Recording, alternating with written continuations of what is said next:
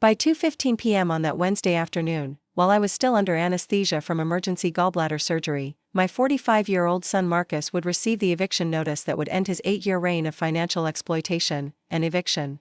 From the $750,000 house he believed he was helping me afford, but that I had secretly transferred to a housing trust for exploited elderly parents 3 days earlier, all because he had texted me, "Rent's due." No excuses, while I was literally on the operating table fighting for my life, never knowing that his helpless old mother actually owned the mortgage company that held his business loans and controlled every aspect of his financial empire before. We dive into this incredible story of financial exploitation and the $2.3 million real estate portfolio my son never knew I controlled. Make sure to hit that like button, drop a comment telling me about your worst experience with financially manipulative family members, and subscribe so you never miss stories like this one about what happens when people assume their elderly parents are financially dependent and discover just how wrong they can be when greed overrides basic human decency.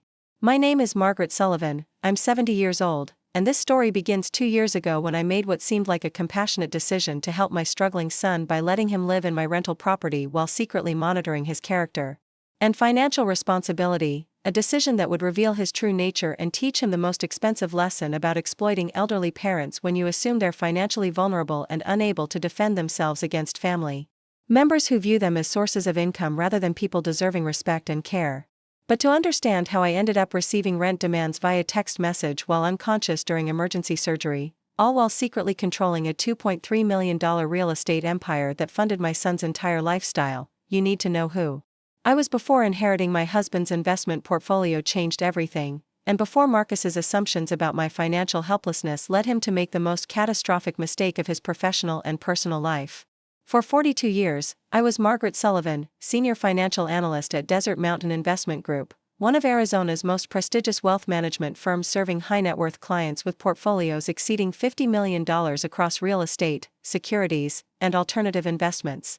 I wasn't just balancing checkbooks or filing tax paperwork, I was the strategic architect responsible for building and preserving generational wealth for families whose financial decisions could impact entire communities and whose investment strategies determined the economic futures of hundreds of employees, business partners, and community organizations.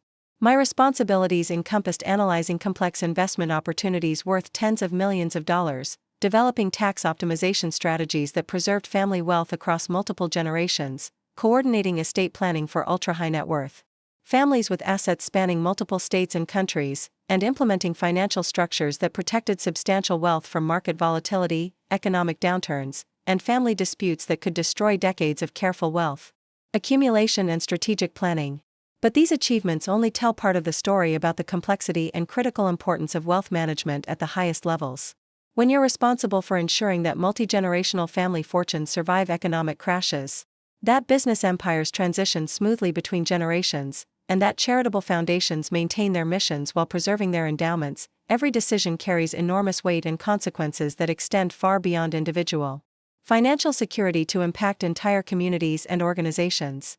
During the 2008 financial crisis that devastated retirement savings and destroyed family wealth throughout the country, I coordinated protective strategies that literally saved my clients millions of dollars.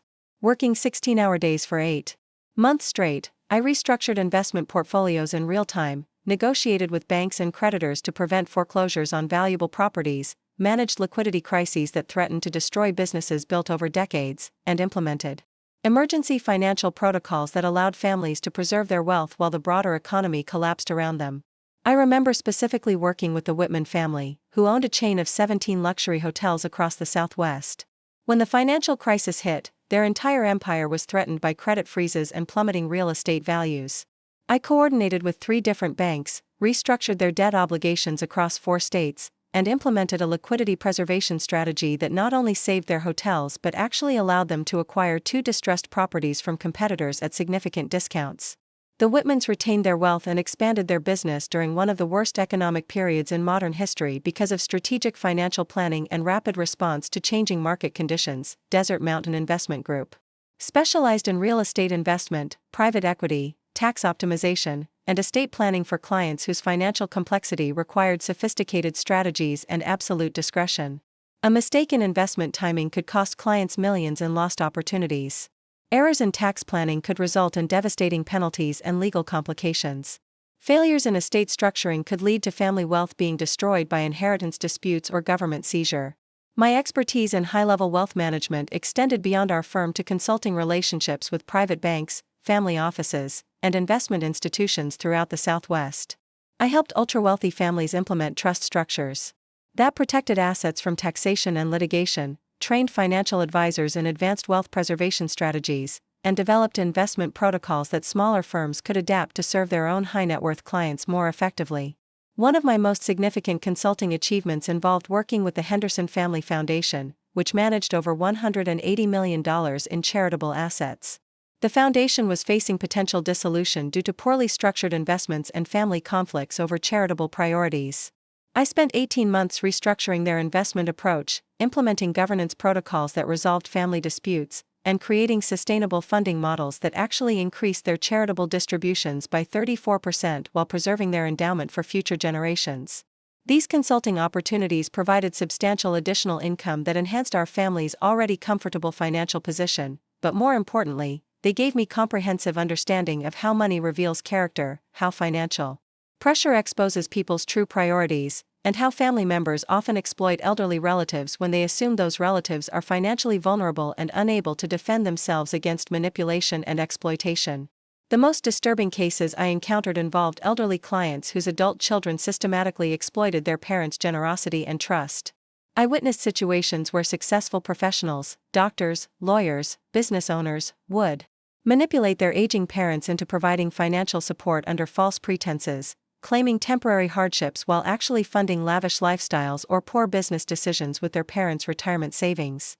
I remember the case of Eleanor Matthews, an 82-year-old widow whose son convinced her to refinance her paid-off home to provide him with emergency business capital for his struggling restaurant. Eleanor believed she was helping her son through a temporary cash flow problem, but I discovered he had actually used the money to purchase a luxury boat and fund a gambling addiction. By the time Eleanor realized the extent of his deception, she had lost nearly $400,000 in home equity and was facing potential foreclosure on the house she had owned free and clear for 20 years, but beyond professional achievements and expertise, my wealth management career had taught me invaluable lessons about human nature, family dynamics, and how people's behavior changes dramatically when substantial money is involved, especially when they believe they can exploit elderly family members who appear financially dependent but may actually control far more resources than anyone realizes. I had observed thousands of family financial dynamics during estate planning and wealth transfer processes over 4 decades. I had seen devoted families who honored elderly relatives and included them respectfully in financial decisions, making sacrifices to ensure their parents maintained dignity and independence during their later years. But I had also witnessed families who exploited elderly members when caregiving became expensive, who viewed aging relatives as financial burdens to be managed rather than people deserving respect, and who treated elderly parents as sources of income rather than understanding that family relationships should be based on love and mutual support rather than financial extraction and manipulation. These observations had given me sophisticated understanding of financial exploitation patterns and the warning signs that indicate when people view elderly relatives as income sources rather than family members deserving care and respect without conditions or expectations of financial compensation for basic human decency and family loyalty. The warning signs were always similar: adult children who suddenly became very attentive and helpful when their parents reached retirement age and gained access to pension funds, social security benefits, or insurance settlements. Adult children who moved back into their parents' homes claiming temporary financial difficulties that somehow never resolved despite steady employment and regular income. Adult children who gradually took control of their parents' financial accounts, credit cards, and property deeds under the guise of helping with money management, while actually redirecting resources for their own benefit. Most concerning were the adult children who systematically isolated their elderly parents from other family members, friends, and professional advisors who might question unusual financial arrangements or recognize signs of exploitation. These manipulative family members would convince their parents that other relatives were jealous or greedy, that financial advisors were trying to steal their money, and that only their devoted adult child could be trusted to manage their financial affairs and protect their interests. My marriage to Thomas Sullivan had been a partnership built on shared values, intellectual compatibility, and complementary financial skills that made us incredibly successful in building wealth while maintaining strong family relationships and community involvement. Thomas was a commercial real estate developer who had started with small residential projects in the 1970s and gradually built an impressive portfolio of apartment complexes, office buildings, and retail developments throughout Phoenix, Tucson, and Flagstaff. Thomas's investment philosophy was methodical and strategically brilliant. He identified undervalued properties in emerging markets before major development occurred, purchased them at reasonable prices before land values increased dramatically, and developed them systematically to create long-term rental income and sustainable appreciation rather than pursuing speculative investments that might generate quick profits but couldn't survive economic downturns or market corrections. Thomas had an exceptional eye for recognizing neighborhoods and commercial districts that were poised for growth and development. In 1985, he purchased a small strip mall in what was then considered a marginal area of North Phoenix for $180,000. Most investors and developers dismissed the location as too far from established commercial centers and too risky for reliable rental income. But Thomas had studied demographic trends, transportation planning, and municipal development patterns that indicated the area would experience significant growth within the next decade. His analysis proved correct. By 1995, the surrounding area had become one of Phoenix's most desirable commercial districts, anchored by major retail chains, professional offices, and upscale residential developments. The strip mall that Thomas had purchased for $180,000 was worth over $800,000, generating monthly rental income of $12,000 from established businesses that had grown alongside the neighborhood's development. Over 30 years of careful property acquisition and development, Thomas had built a real estate empire that included 18 properties strategically located throughout Arizona. These properties housed established businesses, professional offices, retail operations, and residential tenants who appreciated Thomas's fair management approach, quality maintenance standards, and long-term business relationships that provided stability for their operations and living situations. Thomas's approach to property management was based on the principle that sustainable success required building genuine relationships with tenants based on mutual respect and fair treatment. He maintained reasonable rental rates that allowed businesses to thrive and grow, invested consistently in property improvements and maintenance that preserved long-term value, and provided responsive service that addressed tenant concerns quickly and professionally. One example of Thomas's management philosophy involved a small family restaurant that had rented space in one of his strip malls for over 15 years. When the restaurant faced financial difficulties during a family medical crisis, many landlords would have initiated eviction proceedings or demanded immediate payment. Instead, Thomas worked with the family to restructure their lease temporarily, allowing them to reduce their monthly rent for 6 months while they addressed their medical expenses and rebuilt their customer base. The restaurant not only survived the crisis but became one of the most successful establishments in the shopping center, eventually expanding into additional space and becoming an anchor tenant that attracted other businesses to the property.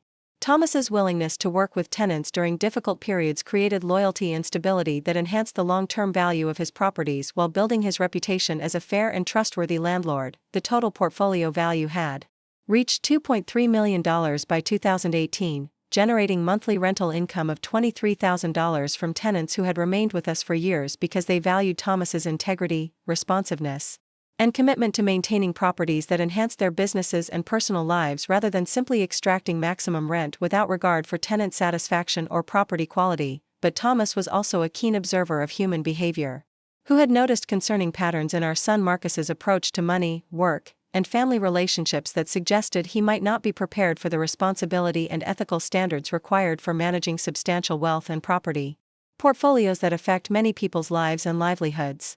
Marcus is intelligent and capable of learning business skills, Thomas had explained to me during one of our evening conversations about legacy planning and family financial responsibility, but he's consistently demonstrated patterns of taking shortcuts, avoiding hard work, and looking for ways to benefit financially without providing proportional value in return, patterns that could be disastrous if he ever gained control of substantial assets or other people's financial security. Thomas had noticed that Marcus's approach to part-time work during college and his early career choices consistently involved seeking positions that offered maximum compensation for minimum effort, rather than pursuing opportunities to develop skills, build professional relationships, or contribute meaningfully to organizations that could benefit from his intelligence and potential. During Marcus's junior year at Arizona State University, he had landed a summer internship with a respected accounting firm that specialized in small business taxation and financial planning. The internship provided excellent learning opportunities, mentorship from experienced professionals, and potential pathways to full-time employment after graduation. But Marcus's performance and attitude during the internship revealed troubling patterns that would later characterize his approach to family financial relationships. Marcus seems to view this internship as an entitlement rather than an opportunity, his supervisor, David Chen, explained to Thomas during a feedback conversation about Marcus's midsummer performance evaluation. He arrives exactly on time and leaves precisely when his shift ends, never volunteering for additional projects or showing initiative to learn beyond his basic assigned tasks. More concerning, Mr. Chen continued, Marcus has made several comments about the intern stipend being insufficient and has asked about opportunities for additional compensation or expense reimbursements that aren't part of the internship program. He seems more focused on maximizing his financial benefit than on gaining experience or proving his value to our organization. When Thomas shared this feedback with Marcus, hoping to help him understand that internships were learning opportunities rather than employment entitlements, Marcus's response revealed his fundamental misunderstanding of how professional relationships and career development actually work. Dad, I'm providing valuable work for this company, and I deserve to be compensated fairly for my time and effort, Marcus had argued with the confidence of someone who believed that showing up was sufficient contribution to warrant maximum compensation. The other interns are spending extra time on projects that don't directly benefit them, but I'm focused on maintaining work-life balance and ensuring I'm properly compensated for my contributions. Marcus, internships are investments in your future where you provide service in exchange for experience, training, and professional connections, Thomas had replied, trying to help him understand that career success required demonstrating value before expecting compensation. The extra time other interns are investing is actually building relationships and skills that will benefit their careers for decades.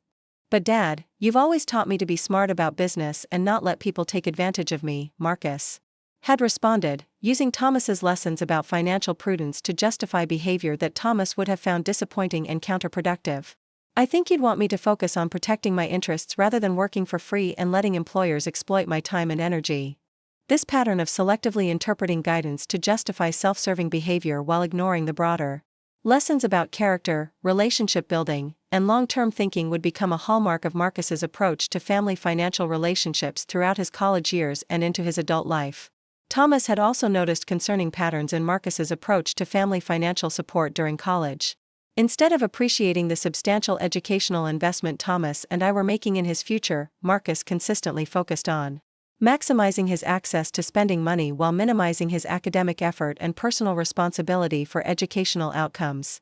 Marcus treats our financial support like an unconditional entitlement rather than recognizing it as an investment in his future that requires him to demonstrate responsibility and academic achievement, Thomas had observed during one of our discussions about Marcus's sophomore year performance and spending patterns. Marcus had developed sophisticated justifications for requesting additional money beyond his substantial monthly allowance, always presenting these requests as educational necessities or emergency situations rather than acknowledging that he was simply living beyond the generous budget we had established for his college expenses. I need extra money for textbooks this semester because my professors assigned more expensive books than I expected, he would explain when requesting additional funds, without mentioning that he could have purchased used books, rented textbooks, or sold books from previous semesters to offset the costs. I need emergency money for car repairs because my roommate damaged my car in an accident, he would claim when asking for several $100s, without explaining that the damage was minor cosmetic issues that didn't affect the car's functionality or safety. I need additional money for a study group trip to Las Vegas where we're meeting with industry professionals, he would announce when requesting funds for what was obviously a recreational vacation disguised as an educational opportunity. Each request was presented with urgency and moral justification that made refusing seem unreasonable or unsupportive of his education. But the pattern revealed that Marcus viewed our financial support as unlimited resources available for his convenience rather than understanding that family financial assistance required responsibility, appreciation, and demonstrated value in return. The most concerning aspect of these patterns was that Marcus's manipulation tactics were becoming more sophisticated and calculated as he matured. Rather than improving through educational experiences or learning from feedback about appropriate family financial relationships and personal responsibility, looking back now with the clarity that comes from painful experience and expensive lessons about family loyalty, I can see that Marcus's character flaws weren't sudden developments that emerged during his adult years when money became more readily available. They were consistent patterns that had been evident since childhood but that Thomas and I had consistently rationalized. excused, or attributed to normal developmental phases rather than recognizing them as fundamental personality traits that would define his approach to family relationships and financial responsibilities throughout his adult life. Marcus had always been what teachers diplomatically called clever but opportunistic during his academic years at Sunrise Elementary School in Scottsdale. From kindergarten through high school graduation, he demonstrated exceptional strategic thinking and social manipulation skills that made him popular with some teachers and classmates, but he consistently struggled with genuine empathy, sustained effort on challenging tasks, and follow-through on commitments that didn't provide immediate personal recognition or tangible benefits for his own goals and interests. During his elementary school years, Marcus excelled in subjects that allowed him to leverage his natural intelligence without requiring sustained effort or collaborative work. Standardized tests where his quick thinking gave him significant advantages over classmates. Individual projects where his creativity and presentation abilities impressed teachers and parents, and competitive activities where his strategic mind allowed him to outperform other students without requiring the consistent study habits and disciplined practice that many children needed to achieve similar results. But Marcus would consistently avoid activities that required patience, sustained collaborative effort, or working with classmates who might slow down his progress or limit his individual achievement and recognition. Group projects became exercises in either manipulating teammates to do most of the work while he received equal credit, or contributing the absolute minimum effort if he felt his teammates weren't capable of helping him achieve the recognition and superior performance that he considered essential for his self-image and future opportunities. Marcus is exceptionally bright and has tremendous potential for academic achievement. His fourth-grade teacher, Mrs. Rodriguez, wrote in a parent conference report that I still remember word for word because it captured something troubling about Marcus's approach to relationships and collaboration even at 9 years old. However, he seems to have significant difficulty understanding why he should help other children succeed when it doesn't directly benefit his own academic standing or social status. When Thomas and I discussed this feedback with Marcus, trying to help him understand the importance of kindness, cooperation, and helping others succeed alongside his own achievements, his response revealed the self-centered thinking patterns that would characterize his approach to relationships throughout his childhood and into his adult career and family interactions. "Mom and Dad, why should I spend my time helping kids who can't keep up with the lessons?" he asked with genuine puzzlement, as if concern for others' success was an unreasonable expectation that interfered with his individual academic progress. "If I spend too much time teaching other people things they should already know, I might miss opportunities for advanced classes and special recognition programs that could help me get into better schools later." At 9 years old, Marcus was already developing sophisticated justifications for selfishness that made his lack of empathy and unwillingness to support others sound like logical academic strategy rather than recognizing that his reluctance to help classmates reflected fundamental character issues that would create problems in future relationships and collaborative situations. Marcus, part of being a good person and a valuable community member is caring about others and helping when we have the ability to make a positive difference, Thomas explained patiently, hoping to instill values of compassion, cooperation, and community responsibility that would serve him throughout his life. "Your mother and I have always taught you that success means lifting others up, not just advancing yourself at their expense. But Dad, you also taught me that I should work hard and do my best in school to prepare for college and career success," Marcus replied, using Thomas's lessons about achievement to justify behavior that Thomas would have found disappointing and contrary to his actual values. "I think you and Mom would want me to focus on my own excellence rather than getting distracted by other people's problems and limitations that aren't my responsibility." This pattern of selectively remembering lessons that supported his preferred behavior while ignoring values that would require him to sacrifice convenience or personal advantage for others would become a hallmark of Marcus's character throughout his childhood, teenage years, and adult life, including his approach to family financial relationships and his assumptions about my role in supporting his lifestyle and business ventures. During 5th grade, the concerning patterns intensified when Marcus's teacher, Mr. Thompson, specifically requested a parent conference to discuss Marcus's approach to teamwork, peer relationships, and classroom dynamics that had become disruptive to learning environments and concerning from a social development perspective that could affect his long-term relationship skills and collaborative abilities. "Marcus is clearly one of the most intellectually gifted students I've taught in 18 years of elementary education," Mr. Thompson explained during our meeting at Sunrise Elementary, "but he consistently demonstrates attitudes toward classmates that suggest he views other children as either useful for achieving his goals or as obstacles to be avoided or manipulated rather than as potential friends, collaborators, or community members deserving basic respect and consideration." What specific behaviors are you observing that concern you? I asked, feeling defensive about criticism of Marcus's academic focus and achievement orientation, but also genuinely worried about reports of social difficulties that could affect his emotional development and future relationship capabilities. Yesterday, during our group science project about solar energy systems, Marcus told his 3 teammates that they were too slow and too disorganized to contribute meaningfully to the assignment that would affect everyone's grade, Mr. Thompson explained. With obvious concern about the impact of his behavior on other children's self-confidence and classroom morale.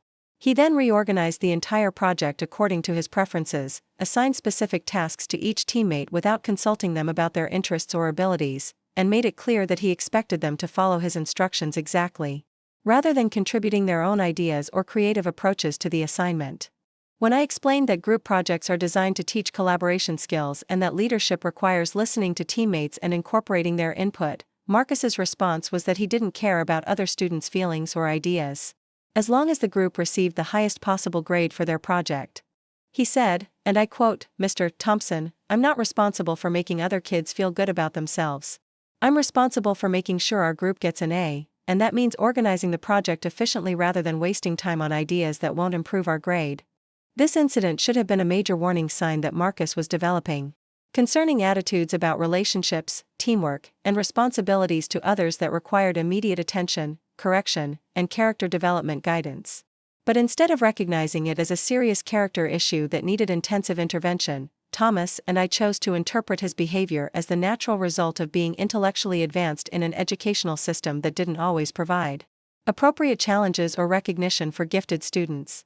He's just very driven and wants to excel academically, I explained to Mr. Thompson, unconsciously making excuses for behavior that was clearly problematic and hurtful to other children. Marcus has always been competitive and focused on high achievement.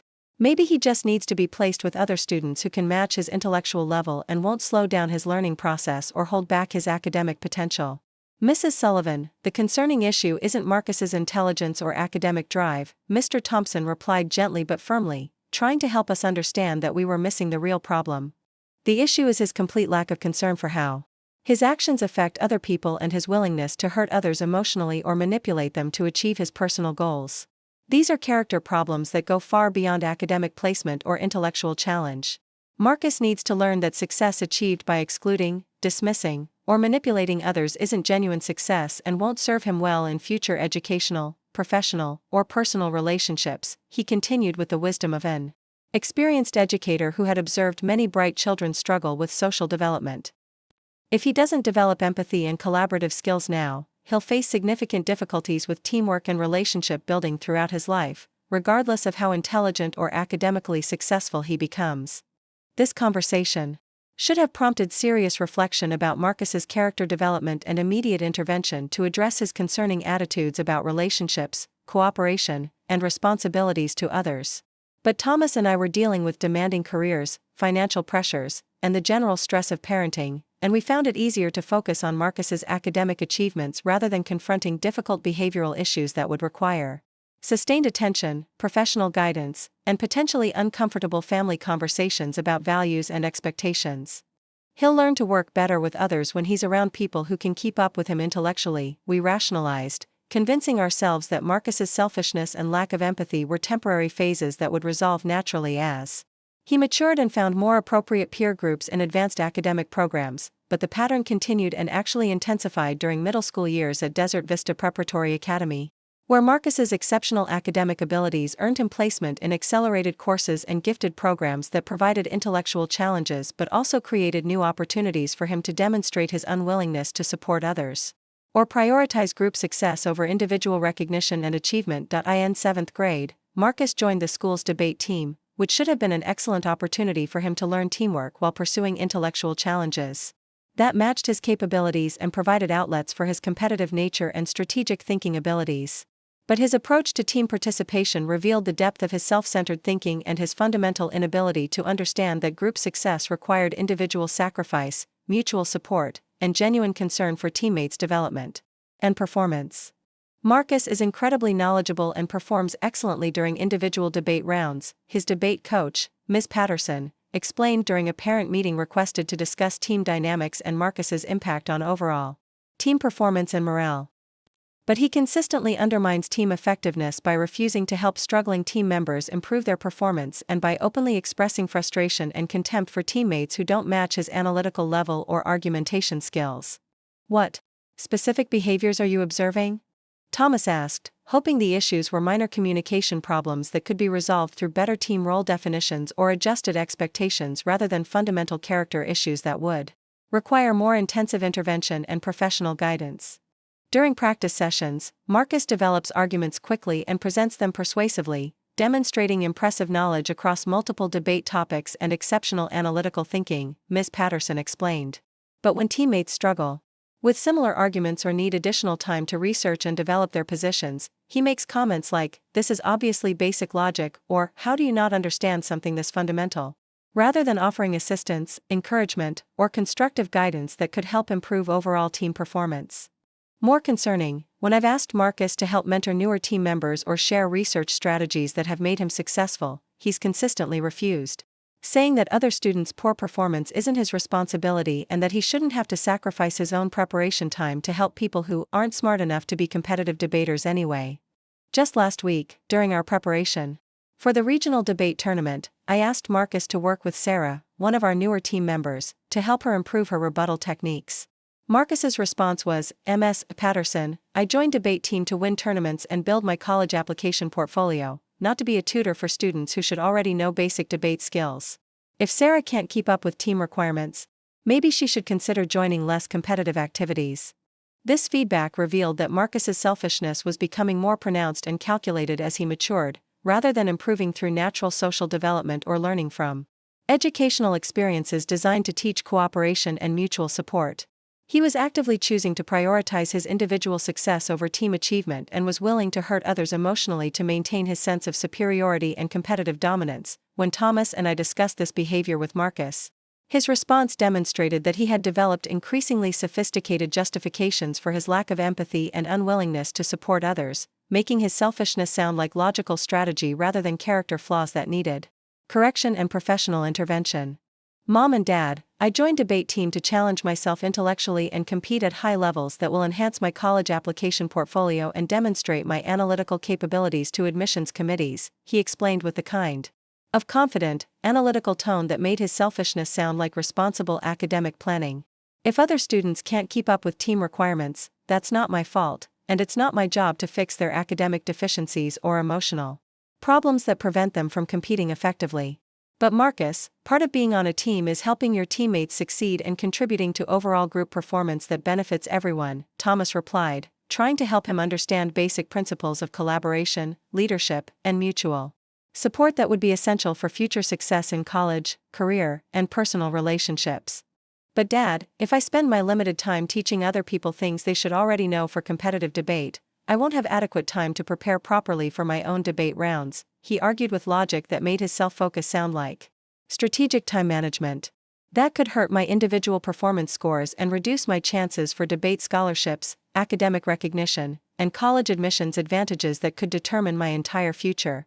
Besides," he added, revealing the depth of his self-centered thinking and lack of empathy for others, "if these kids can't handle debate team requirements without constant tutoring and emotional support, maybe they shouldn't be on the team in the first place. The team would be stronger and more successful with better students who don't need remedial help to meet basic performance standards." Marcus was 13 years old and already demonstrating the kind of ruthless self-interest and dismissive attitude toward others that would characterize his approach to family relationships, business partnerships, and financial responsibilities. Throughout his adult life, he viewed other people as either useful for achieving his goals or as obstacles to be avoided or eliminated, rather than understanding that relationships require mutual care, support, and consideration regardless of immediate personal benefit or convenience. The most troubling aspect of this pattern was that Marcus's selfishness and lack of empathy were often rewarded in academic and social contexts that prioritized individual achievement over character development and collaborative skills. His high test scores, debate tournament victories, academic awards, and articulate presentation abilities earned praise from teachers, admiration from peers, and recognition from college preparation programs, while his unwillingness to support others was often overlooked or excused as the natural behavior of a high-achieving student focused on academic excellence and competitive success. During 8th and 9th grades at Desert Vista Preparatory Academy, Marcus's academic success continued to mask his character flaws and provide justification for increasingly self-centered behavior that prioritized his individual achievement over family relationships, community involvement, and moral development that Thomas and I had tried to emphasize throughout his childhood and early adolescence. He earned straight A's in advanced placement courses, won regional mathematics competitions, received recognition for his debate team performances, and was accepted into prestigious summer academic programs that enhanced his high school preparation and college prospects. But his approach to family responsibilities during this period revealed the concerning patterns that would eventually define his treatment of me during my later years when he believed I was financially vulnerable and dependent on his support and assistance. When Thomas was diagnosed with early-stage prostate cancer in late 2015, during Marcus's freshman year of high school, our family faced the first major crisis that would test Marcus's willingness to sacrifice his convenience and academic priorities to support family members during medical treatment and recovery that required everyone to contribute more time, energy, and emotional support than normal family routines demanded.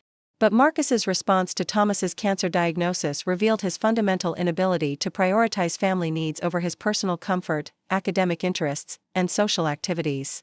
Instead of recognizing that his father was facing a potentially serious illness that required family unity, flexibility, and mutual support during treatment and recovery, Marcus seemed to view Thomas's cancer as an inconvenient disruption to his academic pursuits, extracurricular activities, and social plans that shouldn't be allowed to interfere with his individual goals and timeline for success. Marcus, Dad has been diagnosed with prostate cancer and will need surgery and possibly other treatments over the next several months, I explained during a family meeting after Thomas's initial oncology consultation and treatment planning appointment. That means everyone taking on additional household responsibilities and being supportive and understanding while Dad goes through medical procedures and recovery that might affect his energy levels and availability for normal family activities. Marcus's immediate response was revealing and deeply troubling. How long is Dad's cancer treatment expected to last? Because I have some really important academic competitions and college preparation activities scheduled this semester that I can't afford to miss or perform poorly in if I want to maintain my competitive position for top-tier university admissions and scholarship opportunities. Marcus, your father has been diagnosed with cancer, I said, shocked by his focus on academic convenience rather than family crisis and his father's health and emotional needs during this frightening and uncertain time. We don't know exactly how long treatment will take or what the recovery process will involve, but family needs have to come first during this difficult period, and that means everyone adjusting their schedules and priorities to provide support and help where it's needed most. I understand that Dad is sick, he replied with the careful, measured tone that indicated he was saying what he thought we wanted to hear rather than expressing genuine concern, empathy, or willingness to make necessary sacrifices for family support. But I also can't let his illness negatively impact my chances for academic scholarships, college admissions, and the future opportunities I've been working toward for years. That wouldn't be good for anyone in our family in the long run, and I think Dad would want me to stay focused on my educational goals. Thomas, who was sitting right there listening to this conversation despite feeling anxious and emotionally overwhelmed by his cancer diagnosis and the uncertainty about his treatment outcomes and recovery timeline, looked deeply hurt but not entirely surprised by Marcus's reaction and his immediate focus on how the illness might inconvenience him rather than showing concern for his well-being or offering emotional support during this crisis. Marcus, I'm not asking you to sacrifice your education or abandon your academic goals, he said quietly, with the patience and love of a father trying to maintain family relationships despite facing his own medical challenges and needing support from his family during the most stressful experience of his life. I'm just hoping you'll be around more to help your mother with some of the extra household work that my treatment might create, and maybe spend some time with me when I'm not feeling well and could use the company and emotional support that family provides during medical challenges. Of course, I'll help when I can, Marcus agreed readily, with the kind of immediate compliance that sounded cooperative but was actually conditional and limited. But I need to make sure that family responsibilities don't interfere with my academic priorities, college preparation deadlines, or my performance in competitions and activities that are crucial for my university applications and scholarship opportunities that could determine my entire future. What became clear over the following months of Thomas's cancer treatment was that Marcus's definition of helping when I can meant helping only when it was convenient for his schedule, didn't require him to sacrifice anything he actually wanted to do, and didn't interfere with his academic timeline or social activities that he considered more important than supporting his father during medical treatment and recovery. Marcus's availability for family support was consistently limited by academic commitments, extracurricular activities, social plans, and personal interests that he presented as non-negotiable obligations that took priority over family medical needs and caregiving responsibilities that required flexibility and sacrifice. When Thomas needed transportation to medical appointments because post-surgery medications made him drowsy and unsafe to drive, Marcus was consistently unavailable due to academic obligations that he characterized as essential for his future success and more important than family medical needs. "I have advanced placement study group today," he would say when asked to provide transportation or accompany Thomas to follow-up appointments that were important for monitoring his recovery and ensuring proper healing. "Missing these sessions could affect my test scores, which determine my college placement and scholarship eligibility. These opportunities can't be rescheduled, and my academic future depends on maintaining perfect attendance and performance. I have debate team practice today," he would explain when Thomas needed help with household tasks that had become physically challenging during recovery when lifting restrictions and fatigue made routine activities exhausting. "Coach said missing practice could hurt my chances for state competition, which is really important for my college application portfolio and could determine scholarship opportunities that affect my entire future. I promised my study partner I'd help her with calculus preparation," he would offer when I asked him to spend time with Thomas, who was feeling isolated and anxious during recovery periods when he needed emotional support and family companionship to cope with the physical and psychological challenges of cancer treatment and recovery. The irony was both obvious and painful. Marcus was always available to help friends, classmates, study partners, and teachers with their academic projects, social plans, and personal needs, but never seemed to have time to help his own father during cancer treatment that was literally affecting his long-term health and our family's emotional well-being. He had learned to present himself as helpful, reliable, and caring to the outside world while reserving his most selfish behavior for family members who loved him unconditionally and had made enormous sacrifices to provide him with educational opportunities, financial support, and the stable home environment that enabled his academic success and social activities. When Thomas's recovery extended longer than initially expected and he needed more intensive support with daily activities, emotional encouragement, and practical assistance with tasks that remained difficult during his healing process, Marcus's absence from family life became even more pronounced and deliberate. Instead of recognizing that his father was facing ongoing health challenges that required sustained family presence and support, Marcus seemed to increase his involvement in extracurricular activities and social commitments that kept him away from home and unavailable for caregiving responsibilities. "Marcus, your father is really struggling with some aspects of his recovery and could benefit from more family time and emotional support," I said during one of many conversations where I tried to help him understand the importance of family presence during medical challenges and recovery periods. "He needs to know that his family cares about him and that we're all committed to supporting him through this difficult period of healing and adjustment." "I do care about Dad," Marcus replied with what sounded like genuine confusion about why his behavior might suggest otherwise, "but I don't see how me sitting around the house being worried and stressed is going to help him recover faster or improve his medical outcomes. I think Dad would want me to keep focusing on my academic success and future achievements rather than getting depressed and distracted by his health problems." "It's not about sitting around being worried," I explained with increasing frustration about his inability to understand basic family support concepts. "It's about being present and available when he needs emotional support, companionship, or practical help. It's about showing him that he's more important to you than your extracurricular activities, social plans, and academic competitions." "But Mom, these activities are crucial for my college applications and my future opportunities," Marcus protested with logic that made his selfishness sound like responsible life planning.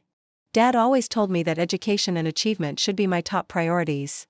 I'm just following the values and advice he's given me throughout my childhood and academic development." Marcus had developed a sophisticated ability to reframe his selfishness as virtue, presenting his unwillingness to sacrifice for family as evidence that he was following family values about education and achievement rather than acknowledging that he simply didn't want to deal with the emotional demands, time commitments, and personal inconvenience of supporting a recovering parent and stressed mother during a family medical crisis. He could make his absence during our family's time of need sound like dedication to principles and responsible planning rather than recognizing that his priorities revealed fundamental character flaws and a lack of empathy that would define his approach to relationships throughout his adult life and eventually determine his access to family financial support and inheritance opportunities. When Thomas completed his cancer treatment and achieved full recovery during Marcus's sophomore year of high school, Marcus's response was notably detached and focused on returning to normal routines rather than expressing relief, gratitude, or renewed appreciation for family relationships and the importance of supporting each other during health challenges and medical crises. While Thomas and I were celebrating his successful recovery and feeling grateful for our family's health and togetherness, Marcus seemed primarily concerned about ensuring that his academic schedule and extracurricular commitments could return to normal without any lingering expectations for increased family involvement or recognition that his father's health crisis had revealed important lessons about family priorities and mutual support. "I'm glad Dad's treatment went well and that everything is back to normal," he said during a family dinner celebrating Thomas's clean bill of health and successful recovery from cancer treatment. "Now I can focus completely on my junior year academic goals and college preparation activities without worrying about family medical issues interfering with my performance and college application timeline." "Marcus, your father's recovery isn't just about returning to normal routines," I said, hardly able to believe that his primary concern was eliminating medical distractions from his academic focus rather than expressing gratitude for his father's health or recognition of what we had learned about family support during challenging times. This experience should have taught us all something important about family priorities and the importance of being there for each other during difficult periods when support and care matter more than individual achievements or personal convenience. "But Mom, Dad's recovery proves that focusing on medical problems and getting emotional about health challenges doesn't actually improve outcomes," Marcus replied with the kind of logical, unemotional analysis that completely missed the point about family relationships and emotional support. "Dad got better because of good medical care and his own determination, not because of family stress and worry that just made everyone feel worse during the treatment process. The best way to honor Dad's recovery is to achieve the educational and career success he always wanted for me, rather than treating his health problems as more important than the future opportunities that will determine my long-term success and contribution to our family's achievements." Thomas had indeed wanted Marcus to be successful and had consistently emphasized the importance of education, hard work, and achievement throughout his childhood and teenage years. But he had also emphasized the importance of family loyalty, character development, moral integrity, empathy for others, and supporting family members during difficult times and major life transitions that test everyone's priorities and values. Marcus was selectively remembering only the lessons about individual achievement that justified his preferred behavior while completely ignoring the values about family responsibility, mutual support, and character development that would have required him to sacrifice his convenience, adjust his timeline, and prioritize family needs during our period of medical stress and emotional vulnerability. During Marcus's college years at Arizona State University from 2017 to 2021, the concerning patterns that had emerged during high school intensified rather than improved, revealing that his self-centered approach to family relationships wasn't a temporary phase of adolescent development but a fundamental aspect of his character that would define his interactions with family, friends, and professional colleagues throughout his adult life. Marcus's college experience should have provided opportunities for personal growth, character development, and broader perspective on relationships and responsibilities that come from living independently, facing new challenges, and interacting with diverse groups of people from different backgrounds, value systems, and life experiences.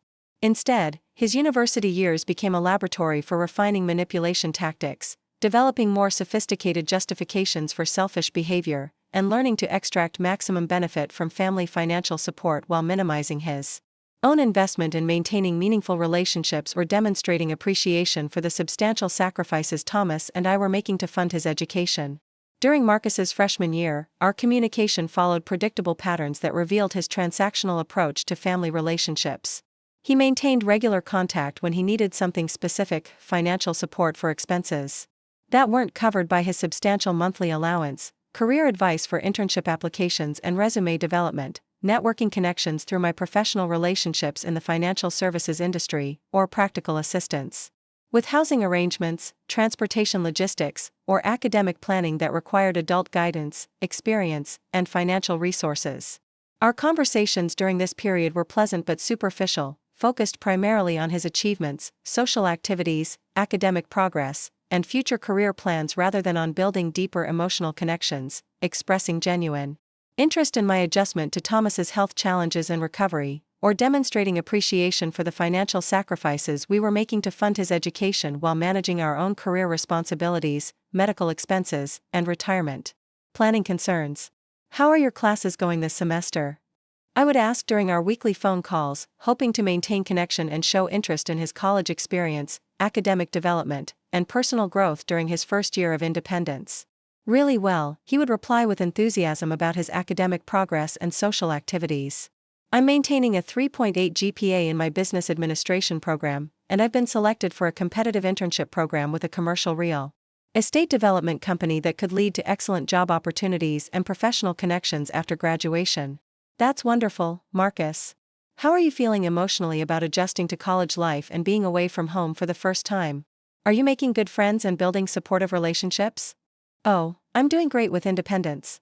And meeting lots of people who could be valuable networking connections. He would respond with obvious eagerness to redirect our conversation away from emotional topics and toward practical matters where I could provide tangible benefits for his career development or personal goals.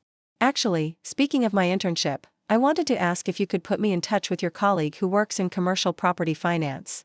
A personal recommendation from someone with your professional reputation would really help my application stand out from other candidates. Marcus had developed an impressive ability to redirect conversations away from emotional connection, family relationships, or topics that might require him to provide support or express concern for others, instead steering our interactions toward areas where he could gain useful contacts, advice, or resources that advanced his personal and professional objectives without requiring him to invest emotionally in maintaining genuine family relationships. This pattern continued throughout his college years, with Marcus maintaining the minimum level of family contact necessary to preserve access to financial support and networking opportunities while avoiding deeper engagement with family relationships that might require emotional investment, time commitment, or reciprocal support for my own challenges and needs during the ongoing adjustment period following Thomas's cancer treatment and our concerns about long-term health monitoring. Marcus's approach to his internship and early professional experiences during college revealed the same self-focused patterns that had characterized his academic and family relationships throughout high school. He excelled at tasks that provided individual recognition and advancement opportunities, but consistently struggled with collaborative projects, teamwork responsibilities, and supporting colleagues who needed assistance, mentoring, or collaborative problem-solving. During his sophomore year internship with Phoenix Commercial Properties, Marcus's supervisor, Michael Torres, contacted me to discuss his performance and work approach in ways that echoed the concerns his teachers had raised throughout his academic career about his inability to function effectively in collaborative environments and his unwillingness to support others or contribute to team success. Mrs. Sullivan, Marcus is exceptionally talented and demonstrates excellent analytical skills, strategic thinking, and business acumen that could serve him well in commercial real estate, Mr. Torres explained during a phone conversation about Marcus's internship evaluation and future career prospects. But we've noticed some concerning patterns in his approach to teamwork, colleague relationships, and workplace collaboration that could limit his long-term success in commercial real estate, which requires building and maintaining professional relationships based on trust, cooperation, mutual support, and long-term business partnerships.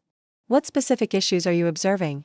I asked, though I suspected the problems were similar to the patterns Marcus had displayed throughout his academic career and family relationships, where he excelled individually but struggled with collaboration and supporting others.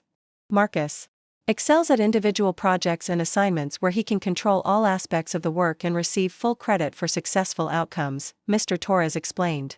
His market analysis reports are thorough and insightful, his financial projections are accurate and well-researched, and his presentation skills are excellent when he's representing his own work and achievements.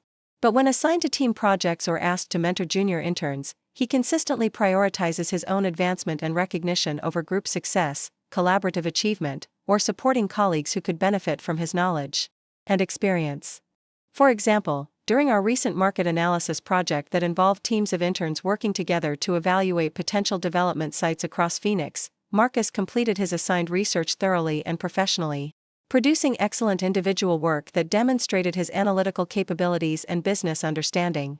But he refused to share insights, methodologies, or research strategies with teammates who were struggling with their portions of the analysis, even when their poor performance could negatively affect the entire team's evaluation and everyone's professional reputation. When we asked him to help train a new intern who was having difficulty with our property valuation software and financial modeling systems, Marcus's response was that training others wasn't part of his job description and that he had joined the internship program to advance his own skills and career prospects, not to provide free tutoring for people who should already understand basic business concepts and software applications. This feedback revealed that Marcus's self-centered approach to relationships was extending into his professional development and career preparation, where his unwillingness to support others and contribute to team success could seriously limit his long-term advancement opportunities in industries that require collaboration, relationship building, and mutual support among colleagues, clients, and business partners. When I discussed this evaluation with Marcus, his response demonstrated that he had continued developing increasingly sophisticated justifications for his selfish behavior, presenting his unwillingness to help others as strategic career management rather than recognizing that his approach reflected character flaws that could damage his professional reputation and limit his opportunities for advancement, leadership roles, and long-term success. Mom, internships are competitive opportunities where we're being evaluated for potential job offers, professional recommendations, and industry networking connections, he explained with the confident tone that made his selfishness sound like intelligent business strategy. If I spend my limited time helping other interns instead of focusing on my own projects, skill development, and relationship building with senior staff, I could hurt my own performance evaluation and reduce my chances for excellent references, job opportunities, and professional advancement. But Marcus, commercial real estate is a relationship-based industry where success depends on building networks, establishing trust, and demonstrating that you can work effectively with clients, colleagues, and business partners over long-term professional relationships, I replied, trying to help him understand that professional success requires collaborative skills and reputation for supporting others, not just individual achievement. That's exactly why I need to focus on proving my individual capabilities and establishing my personal brand as a high-performing professional who delivers excellent results, he countered with logic that completely missed the point about teamwork, mutual support, and building professional relationships based on trust and collaboration. If I develop a reputation as someone who gets distracted by other people's problems instead of delivering superior individual performance, that could hurt my career prospects more than being known as someone who prioritizes excellence, individual achievement, and professional focus over workplace socializing and mentoring activities. Marcus was already developing the calculating approach to professional relationships that would later characterize his business practices and family interactions, viewing other people as either useful for his advancement or as obstacles to be avoided.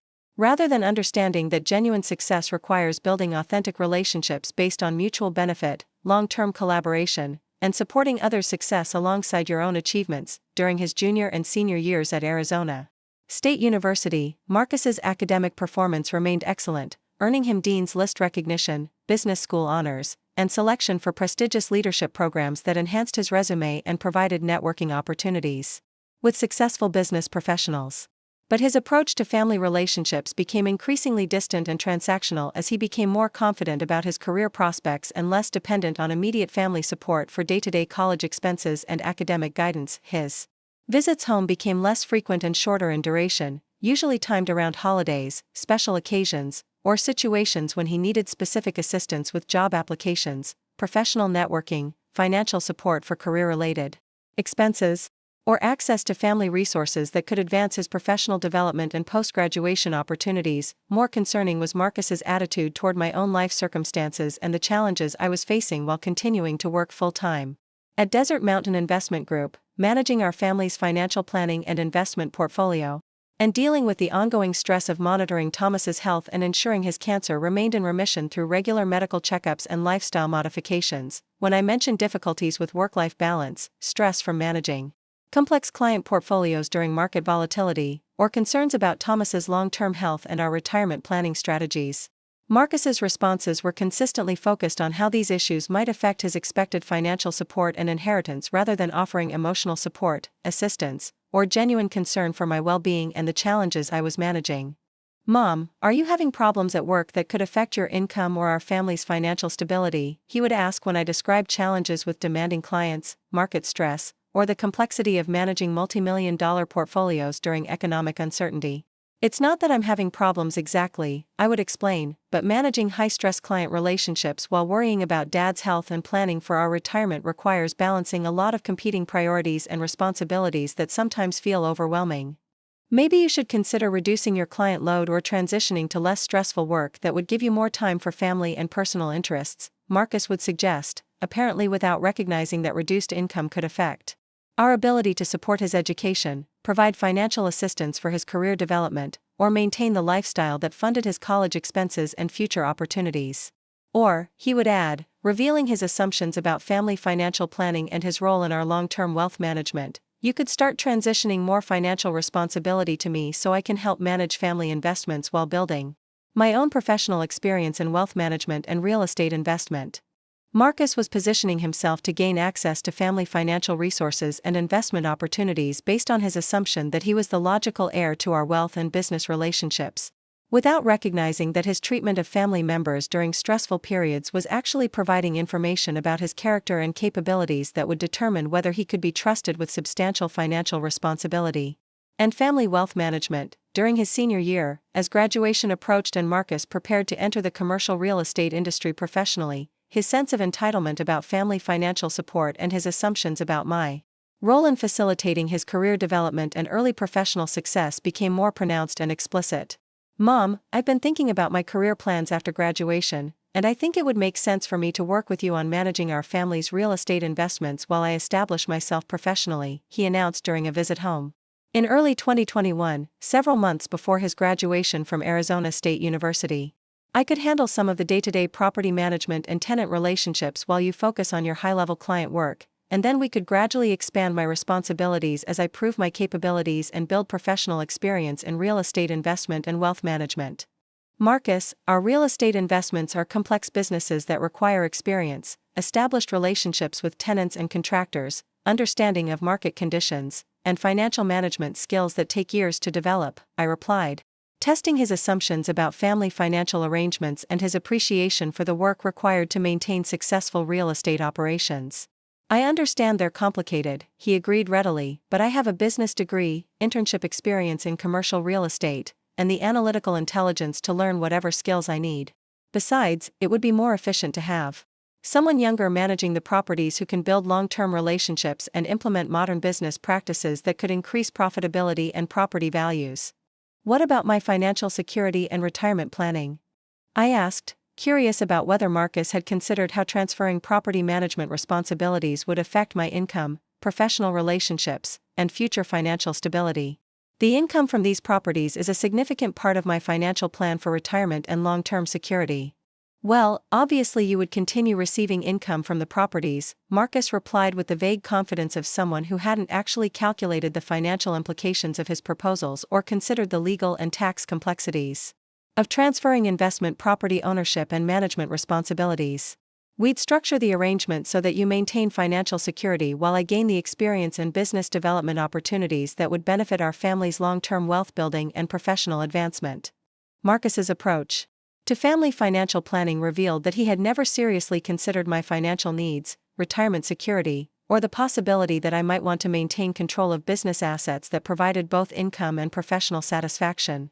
During my later career years, he was already assuming that property ownership and management would transfer to him based on family relationships rather than earning the responsibility through demonstrated character, competence, and genuine concern for family welfare and financial security. After Marcus's graduation in May 2021, he accepted a position with Horizon Real Estate Development, a mid-sized commercial real estate company in Phoenix that specialized in office buildings, retail centers, and mixed-use developments, similar to the properties in our family portfolio.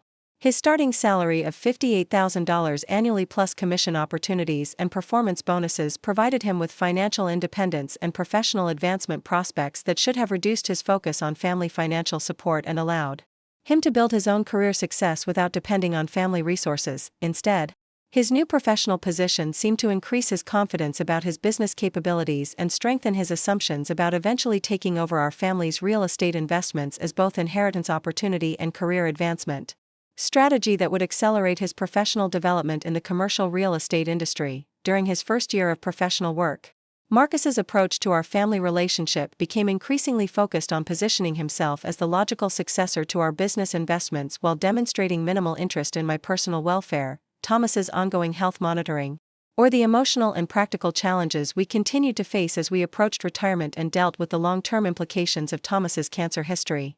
"Mom, now that I'm working in commercial real estate professionally, I can see how much more efficiently our family properties could be managed with modern systems, strategic improvements, and professional industry connections," he would announce.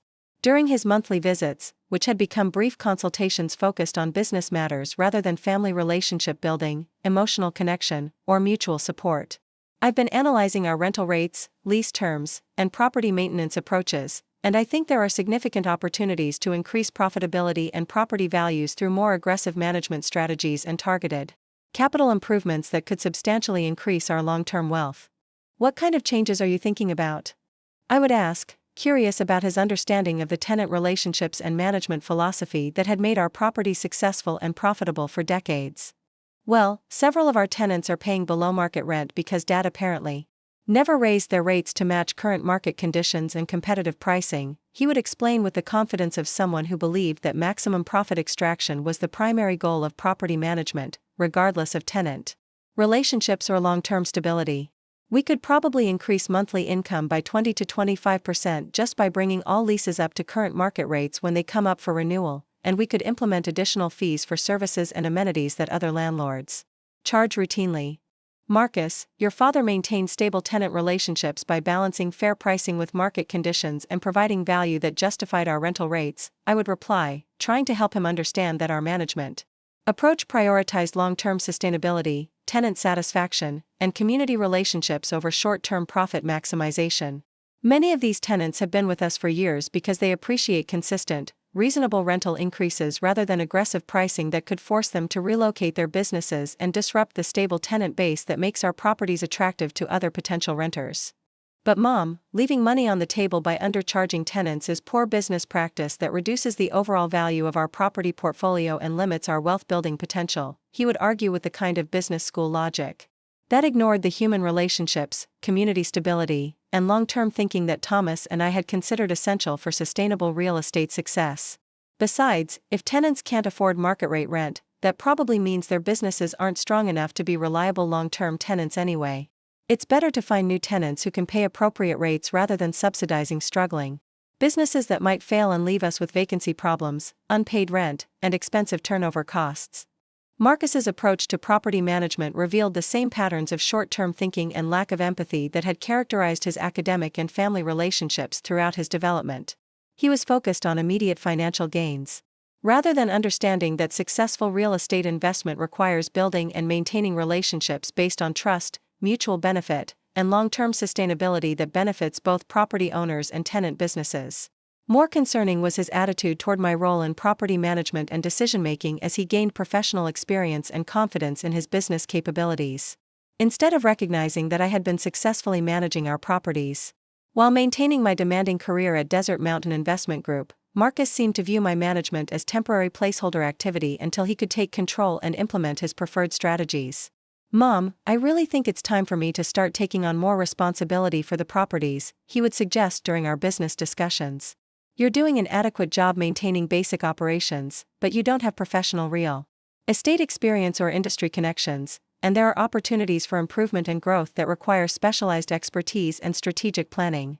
I'm willing to gradually take on more responsibilities and eventually assume full management of the portfolio, he would continue, presenting himself as generous for offering to relieve me of business burdens that he assumed I found overwhelming and stressful. It would be better for everyone if someone with professional training, industry knowledge, and long-term career commitment handled the complex aspects of property management while you focus on your current work and personal interests. Marcus was positioning himself as the solution to problems that didn't actually exist, creating artificial urgency about transferring control of businesses that were operating successfully under my management, and assuming that his entry-level professional experience and business degree qualified him to manage substantial property portfolios better than someone who had been successfully handling the responsibilities while maintaining other professional obligations. But what Marcus didn't understand was that his approach to business relationships, family dynamics, and property management was providing me with invaluable information about his character, values, and capability to handle generational wealth responsibly. Every conversation about family finances, every suggestion about management changes, and every assumption about my limitations and his superior qualifications was revealing aspects of his personality that would ultimately determine whether he could be trusted with the business assets that Thomas and I had worked decades to build and preserve. I was observing not just his professional competence and business knowledge, but his fundamental approach to relationships, responsibility, and moral obligations when he believed he was positioned to gain control of substantial assets and financial resources. His treatment of me during this period, when he assumed I was dependent on his expertise and grateful for his willingness to take over complex business responsibilities, was providing critical data about how he would handle power, wealth, and relationships with people he viewed as less capable or important than himself. The stage was being set for Marcus to face the ultimate test of his character during a medical crisis that would reveal whether he viewed me as a family member deserving care and respect, or as an inconvenient obligation that could be exploited financially when providing support required personal sacrifice and disrupted his professional schedule and personal priorities. During 2022 and early 2023, as Marcus established himself professionally and continued building his case for taking over property management responsibilities, his treatment of my minor health concerns and routine medical needs revealed troubling patterns that foreshadowed his response to more serious medical situations that would require sustained family support and personal sacrifice. When I mentioned routine medical appointments, preventive care visits, or minor health concerns that come with aging, Marcus's responses were consistently focused on the potential impact on his schedule and convenience rather than concern for my health and well-being. If I mentioned needing assistance with transportation due to medication effects or minor mobility issues, his first reaction was always to suggest alternatives that would eliminate his personal involvement rather than offering family support. "Mom, maybe you should consider using medical transport services or ride-sharing for your appointments," he would suggest when I mentioned needing assistance getting to doctor visits or medical procedures. "That would be more reliable than depending on family members who have work schedules and professional commitments that can't always be adjusted for routine medical appointments." Or, he would add, revealing his assumptions about my medical needs and his role in providing family support, "You could schedule appointments on weekends or evenings when they're more convenient for everyone's schedules and don't interfere with work obligations." Marcus was already demonstrating that he viewed my medical needs as inconveniences to be managed through professional services rather than opportunities for family support and connection. He was establishing patterns of prioritizing his convenience over my needs that would ultimately cost him access to the substantial inheritance he assumed was his birthright. The medical crisis that would test Marcus's character and determine his financial future was approaching, and his response would reveal whether he had learned anything about family loyalty, respect for elderly relatives, and the true cost of assuming that aging parents are powerless and can be exploited without consequences when providing genuine support requires personal sacrifice and professional inconvenience. But Marcus had no idea that the mother he was planning to eventually inherit from was actually controlling significant financial resources and had the power to reward genuine family devotion or deliver consequences more expensive than he could imagine for family betrayal and exploitation during medical vulnerability. The surgery that seemed like routine healthcare would become the most costly day of Marcus's life. And the text message he would send would teach him that assumptions about elderly parents' financial dependence can destroy everything you thought you were working toward in ways that change your entire future permanently and irreversibly. The medical crisis that would reveal Marcus's true character and cost him access to a $2.3 million real estate inheritance began on Wednesday, April 12, 2023, with what initially seemed like routine abdominal pain that I attributed to stress from managing complex client portfolios during market volatility and the ongoing demands of my position at Desert Mountain Investment Group while approaching my planned retirement at age 70. This stage of my life, I had maintained excellent health throughout my career and post-Thomas recovery period, with annual medical checkups consistently showing normal blood pressure, healthy cholesterol levels, strong bone density, and the kind of overall physical condition that my primary care physician, Dr. Rebecca Chen, described as exceptional for your age and activity level. I took minimal medications, just a daily multivitamin, calcium supplement, and omega-3 fish oil for cardiovascular health, and maintained an active lifestyle that included daily walks through my neighborhood, regular yoga classes, volunteer work with elderly financial literacy programs, and travel that kept me physically and mentally engaged. But during early April 2023, I had begun experiencing symptoms that were concerning enough to warrant medical evaluation: persistent abdominal pain that occurred several times daily, episodes of nausea during routine activities like eating meals or bending over, and occasional sharp pains in my upper right abdomen that seemed disproportionate to any physical activities I had been doing and couldn't be attributed to normal aging, dietary changes, or stress-related digestive issues. The symptoms weren't severe enough to suggest an immediate medical emergency, but they represented changes in my health status that required professional assessment to determine whether they indicated developing gallbladder problems, digestive issues, or other conditions that needed treatment, monitoring, or lifestyle modifications to prevent more serious complications. Dr. Chen had referred me to Dr. Patricia Williams, a gastroenterologist at Phoenix Digestive Health Institute, for comprehensive evaluation that would include blood work, ultrasound imaging, and possibly additional diagnostic procedures depending on the initial test results and her assessment of my symptoms and overall digestive health. Mrs. Sullivan, these symptoms could indicate several different conditions, ranging from minor digestive issues that can be easily managed to more serious problems like gallbladder disease that might require surgical intervention, Dr. Chen had explained during our consultation about the referral. Dr. Williams is an excellent gastroenterologist who will be able to determine exactly what's causing your symptoms and recommend appropriate treatment options. The evaluation will likely take most of the day because digestive assessment involves multiple tests and procedures that need to be completed in sequence, she had continued. You'll want to arrange for transportation and possibly someone to accompany you, especially if Dr. Williams decides to perform procedures that might require sedation or recovery time before driving home safely. This recommendation for transportation assistance and family support provided the perfect opportunity to test Marcus's willingness to provide genuine family care during medical appointments, and his response would reveal whether he viewed my health needs as legitimate family responsibilities or inconvenient obligations that interfered with his professional schedule and personal priorities. When I called Marcus to explain my medical appointment and request transportation assistance and emotional support during what could potentially be a serious diagnostic evaluation, his immediate reaction was calculation about timing and inconvenience. Rather than concern about my health symptoms or the possibility that I might be developing medical problems that required family attention and support. "Mom, when is this appointment scheduled?"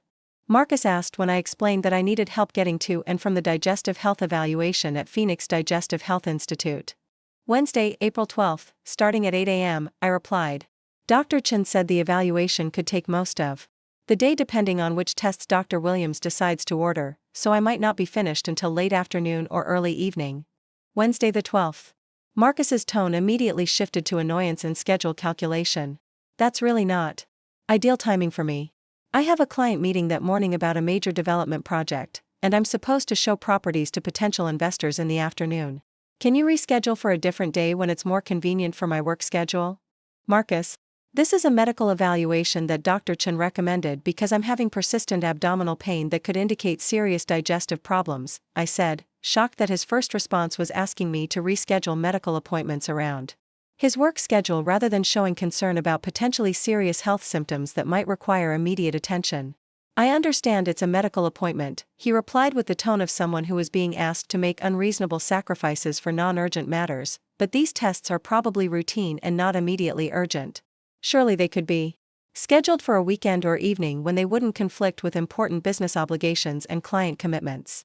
Gastroenterologists don't typically offer weekend or evening appointments for comprehensive diagnostic testing, I explained, feeling hurt by his unwillingness to prioritize my health needs over his professional convenience. And Dr. Chen thinks these symptoms should be evaluated promptly rather than waiting weeks for a more convenient appointment time that might delay diagnosis if there's something serious that needs immediate treatment. Okay, fine, Marcus agreed reluctantly after a pause that clearly indicated he was calculating the impact on his schedule and looking for alternatives to personal involvement that would minimize his time commitment and professional disruption. "But I can't stay there all day. I'll drop you off and pick you up when you're finished, but I can't sit around a medical office for 8 hours when I have client responsibilities and property showings that could determine major commission opportunities." "That should be fine," I agreed, though I was already beginning to understand that Marcus viewed my medical needs as inconveniences to be managed efficiently rather than opportunities to provide family support and demonstrate care for my well-being during potentially concerning health issues that might require emotional support and family involvement. "Just call me when you're ready to be picked up," he continued, establishing the terms of his assistance in ways that minimized his time commitment and preserved his ability to maintain his normal work schedule despite my medical needs and the possibility that diagnostic testing might reveal serious problems requiring immediate family consultation and support. "And Mom, try to get the appointments completed as efficiently as possible. I really can't afford to have my entire day disrupted by medical appointments that might turn out to be unnecessary or could have been handled with less intensive testing procedures." Marcus was already framing my digestive health evaluation as probably unnecessary and definitely inconvenient, rather than understanding that accompanying elderly parents to medical appointments is a normal family responsibility that demonstrates care, support, and concern for their health and well-being during potentially stressful situations that might reveal serious medical conditions. On Wednesday morning, April 12, 2023, Marcus arrived at my house at 7:30 a.m. to provide transportation to Phoenix Digestive Health Institute, but his behavior during the drive revealed his resentment about the time commitment and his assumptions about my medical needs and the likely outcomes of the digestive health evaluation. "Mom, I want you to understand that I'm rearranging important client meetings to help you with this appointment," he announced as we drove to the medical facility, immediately establishing that his assistance was a significant sacrifice that I should appreciate and reciprocate by minimizing the time required and being grateful for his professional inconvenience. "I have a presentation for a major commercial development project this afternoon that could determine whether I get promoted to senior associate level and receive a substantial salary increase, and missing or delaying that meeting could seriously affect my career advancement opportunities and long-term earning potential. I appreciate you taking time from work to help me," I replied, feeling guilty about the inconvenience while also feeling disappointed by his focus on professional obligations rather than family support during what was potentially a serious medical evaluation that might reveal conditions requiring immediate treatment or ongoing medical management. "Just make sure you communicate clearly with the medical staff about timing and efficiency," Marcus continued with instructions that revealed his priorities and expectations about how my medical care should be managed to accommodate his schedule.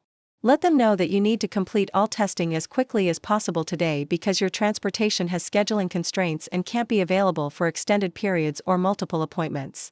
"Marcus, digestive testing takes as long as it takes," I said, feeling increasingly uncomfortable with his approach to my medical appointment and his assumptions that medical procedures should be rushed to accommodate his work schedule. "I can't control how long Dr. Williams needs for evaluation or whether she decides additional testing is necessary based on the initial results.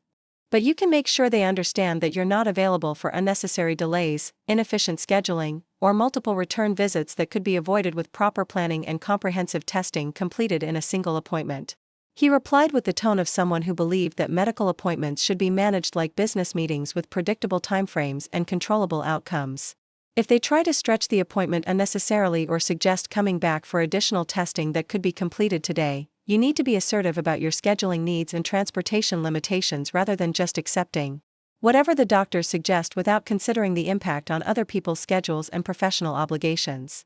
Marcus was essentially asking me to prioritize his convenience over thorough medical evaluation, and to pressure medical professionals to rush or modify their diagnostic procedures to accommodate his work schedule rather than ensuring that I received comprehensive assessment of potentially serious digestive symptoms that might require immediate medical intervention. When we arrived at Phoenix Digestive Health Institute, Marcus's parting instructions revealed the extent to which he viewed my medical appointment as an inconvenient obligation that he was fulfilling with minimal investment and maximum expectation of efficiency and consideration for his own priorities and professional advancement opportunities.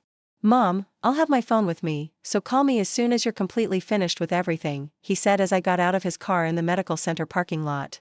"And remember, I have that crucial client presentation this afternoon, so try to wrap up by 2 p.m. at the latest so I have time to get back to the office, prepare for the meeting, and review my presentation materials. What if the testing takes longer than expected or Dr. Williams wants to discuss treatment options that require additional time and consultation?" I asked, concerned about being pressured to rush medical consultations because of Marcus's schedule constraints and his unwillingness to adjust his professional commitments for family medical needs. "Just do the best you can to keep things moving efficiently and avoid unnecessary delays," he replied with the vague confidence of someone who had never been seriously ill or faced complex medical decisions that couldn't be hurried to accommodate other people's convenience and professional priorities. "And if it looks like everything is going to run significantly longer than planned, call me so I can figure out alternative transportation arrangements rather than having my entire afternoon and career opportunities disrupted by medical appointments that probably won't show anything seriously wrong anyway." As Marcus drove away, leaving me standing outside Phoenix Digestive Health Institute with the understanding that my medical care needed to be completed quickly and efficiently to avoid inconveniencing his work schedule and career advancement opportunities, I began to realize that this appointment would provide the ultimate test of his character and priorities when family support required genuine sacrifice rather than minimal effort and grudging assistance. The digestive health evaluation proceeded exactly as Dr. Chen had predicted, involving multiple tests, waiting periods between procedures, and comprehensive consultation with Dr. Williams about my symptoms, test results, and recommended treatment options.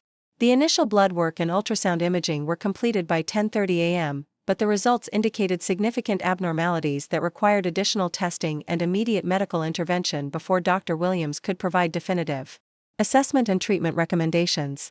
Mrs. Sullivan, your test results show acute cholecystitis, severe gallbladder inflammation that requires immediate surgical intervention, Dr. Williams explained after reviewing my ultrasound and blood work results. This is not something we can treat with medication or manage conservatively. You need emergency gallbladder removal surgery today to prevent potentially life-threatening complications.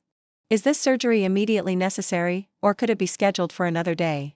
I asked, already concerned about Marcus's time constraints and his expectations about appointment duration, even though I was facing a medical emergency that required immediate surgical intervention.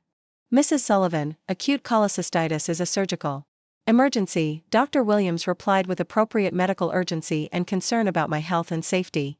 Delaying surgery could result in gallbladder perforation, severe infection, or other complications that could be life-threatening. We need to get you to the hospital for emergency surgery as soon as possible. The surgery will take approximately 2 to 3 hours, and you'll need several hours of recovery time before you're stable enough to go home, she continued. You should plan on being at the hospital until this evening, and you'll need someone to stay with you tonight to monitor your recovery and provide assistance with basic activities while you're healing from surgery. I realized that I was facing exactly the situation Marcus had asked me to avoid, a medical emergency that would extend well beyond his preferred timeline and completely disrupt his client presentation and afternoon work schedule. But I also understood that emergency gallbladder surgery was literally a matter of life and death, and that requesting to delay emergency medical treatment to accommodate his professional convenience would be inappropriate and potentially fatal. At 11:15 a.m., with ambulance transportation to Phoenix General Hospital already arranged for emergency gallbladder surgery, I called Marcus to inform him about the medical emergency and let him know that I would be in surgery for several hours and would need family support during recovery rather than simple transportation home.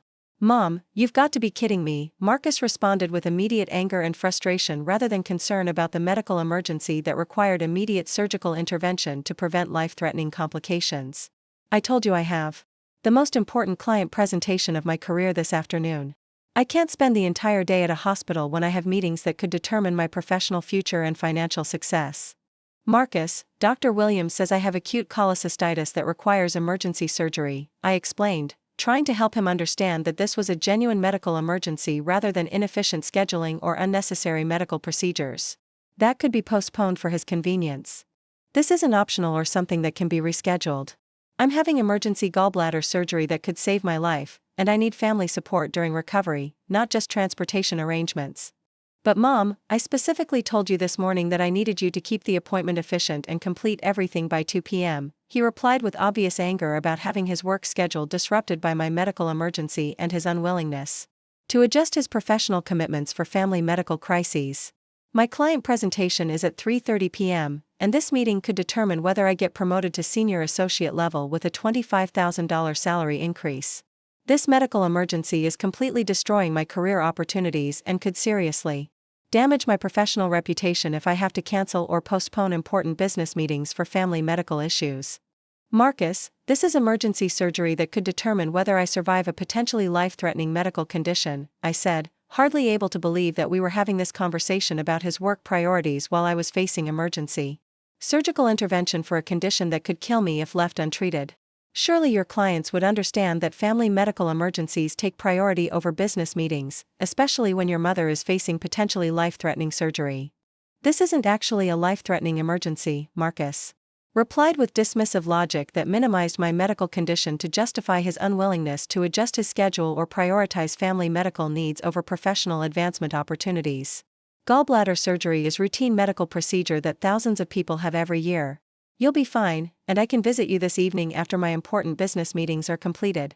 Besides, he added, revealing his proposed solution to the scheduling conflict and his assumptions about my medical needs and family support requirements, you don't actually need me to sit in a hospital waiting room while you're having surgery.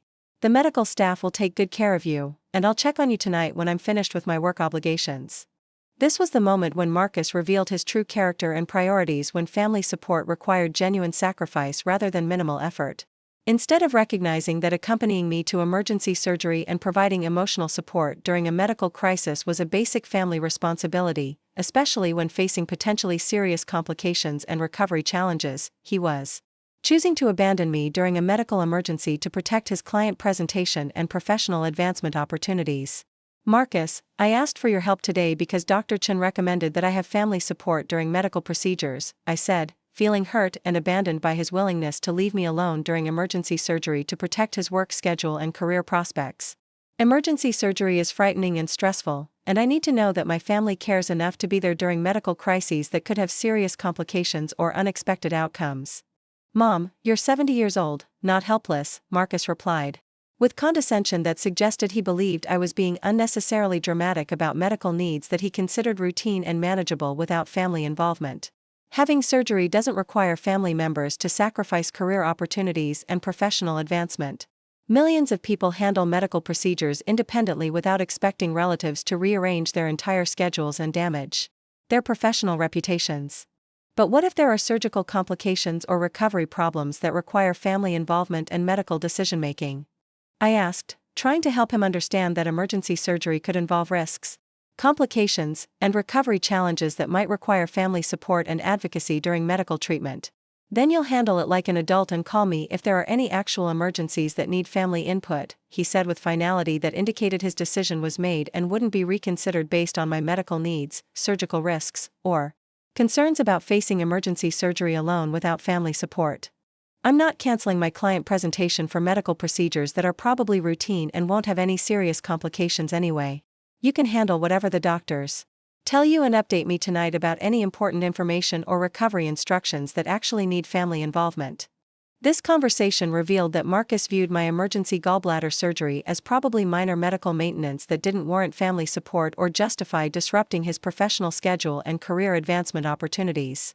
He was making assumptions about my medical condition and surgical risks based on his convenience rather than recognizing that emergency surgery in elderly patients can involve serious complications that require immediate family involvement and support. Marcus, if you leave me alone during emergency surgery, I'll have to face potentially serious medical complications and recovery challenges without family support or advocacy, I said, making one final attempt to appeal to his sense of family responsibility and concern for my well-being during a genuine medical emergency. You'll figure it out, he replied dismissively. Hospital staff exist precisely to handle medical procedures and patient care. I've already sacrificed my entire morning for this medical appointment, and I can't afford to sacrifice my afternoon and potentially damage my career for surgical procedures that are probably routine and won't require family involvement anyway. I'll call you tonight to see how everything went and find out about any recovery instructions or follow-up appointments that might need family assistance. But right now, I need to focus on my work responsibilities and client commitments that actually affect my future and financial security. But Marcus wasn't finished revealing the depth of his selfishness and exploitation of what he believed was my financial dependence on his assistance. At 12:45 p.m., while I was literally being prepped for emergency surgery, lying on a hospital gurney with 4 lines inserted and anesthesia being prepared, my phone buzzed with a text message that would cost Marcus everything he thought he was working toward. The message read, "Rent's due. No excuses. Need $2,800 by end of week or we need to discuss your housing situation. Can't keep subsidizing your lifestyle when I have my own expenses and career to manage. Business is business, even with family." I stared at this message in complete disbelief, feeling the full impact of Marcus's character and his assumptions about my financial vulnerability and dependence on his generosity. While I was facing emergency surgery that could involve life-threatening complications, my son was demanding rent money and threatening my housing security, apparently believing that his helpless old mother was financially dependent on his charity and needed to be managed like a delinquent tenant rather than treated like a family member deserving care and respect during medical emergencies. But Marcus had made the most catastrophic miscalculation of his life. What he didn't know was that the house he was demanding rent for was actually owned by me, not him. The rent he had been collecting for the past 2 years was money I had been voluntarily paying to test his character and observe his treatment of elderly family members he believed were financially vulnerable and dependent on his assistance. More importantly, Marcus had no idea that his helpless old mother was actually the owner of the mortgage company that held the loans for his commercial real estate business, the silent partner in his investment portfolio, and the beneficiary of a family trust that controlled $2.3 million in real estate assets that he had assumed would eventually be his inheritance. For 2 years, I had been conducting the ultimate character test, allowing Marcus to believe that I was financially dependent on his assistance, while actually controlling every aspect of his financial life and professional success. His treatment of me during this test period culminating in his demand for rent money while I was literally unconscious during emergency surgery, had revealed exactly who he was when he believed he held all the power and I was vulnerable to his exploitation and manipulation. During the surgery that saved my life by removing a severely inflamed gallbladder that would have killed me within hours if left untreated, I made the decision that would change both of our lives forever and teach Marcus the most expensive lesson about exploiting elderly parents when you assume they're financially powerless and unable to defend themselves against family members who view them as sources of income rather than people deserving respect and care. The surgery was successful, but recovery was challenging, requiring several days of hospitalization and weeks of healing at home. Throughout this entire period, Marcus's concern was limited to occasional phone calls asking about my recovery timeline and when I would be able to resume normal activities, by which he meant returning to the routine of paying him rent and managing household responsibilities that he apparently viewed as my obligations rather than recognizing that recovery from major surgery requires family support and assistance. During my hospital stay, while I was dealing with surgical pain, medication side effects, and the emotional stress of facing a medical emergency alone because my son had abandoned me to protect his career interests, I contacted my attorney, Richard Morrison, and my financial advisor, Patricia Hayes, to implement comprehensive changes to my estate planning and financial arrangements that would reflect Marcus's true character as demonstrated during my medical crisis. Mr. Morrison, I need to make immediate and significant changes to my will, property ownership arrangements, and all financial structures that currently benefit my son, I explained during our hospital room consultation while recovering from emergency surgery that Marcus had considered too inconvenient to interrupt his client presentation. Today's events have revealed character issues that make it clear my son cannot be trusted with family wealth, property ownership, or business responsibilities that affect other people's financial security and well-being. Mrs. Sullivan, what specific changes are you considering?